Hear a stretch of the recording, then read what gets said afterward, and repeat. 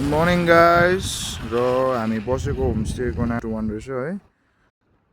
जो पनि आउनुहुन्छ यहाँनिर कन्ट्याक्ट हामी सबै छोडिदिइहाल्छ होइन। कटेज घरदेखि लिएर सिमेन्टेड सबै फेसिलिटीहरू तपाईँलाई खानापिना सबै यहीँ हुन्छ हो। र यहाँनिर चाहिँ निकै गाडीहरू थियो यहाँनिर होइन। र हामी चाहिँ अब जस्ट आज लास्ट डे हो हामी नर्थमा होइन।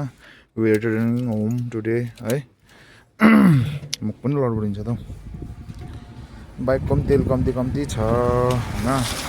यस प्रकार छ तर केही छैन, बाइक राम्रै कुद्यो। I'm happy.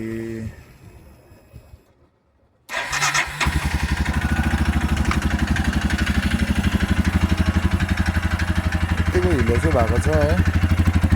डिस्टर्ब त त्यस्तो केही गरेन बाइकले होइन। तर त्यही अब माथि बेसी हाई अल्टिट्युड भएर होला बाइकले पुरा मिस गर्यो होइन। त्यति मात्रै भयो, अरू त सबै बाइकहरू सबै ठिकै थियो हो। ओहो यस प्रकार छ है धुवा चाहिँ बाइकको।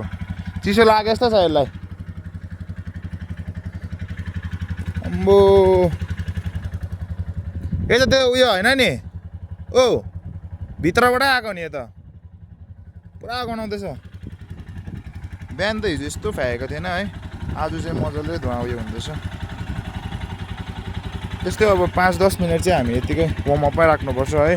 र अब त्यो मिसहरू हुने चान्सेसहरू अलिक कम्ती हुन्छ होइन। सो बाइकलाई पनि त अब मान्छे जस्तै हो, उठ्ने बित्तिकै कुद भन्दाखेरि मान्छेलाई पनि कस्तो हुन्छ होइन।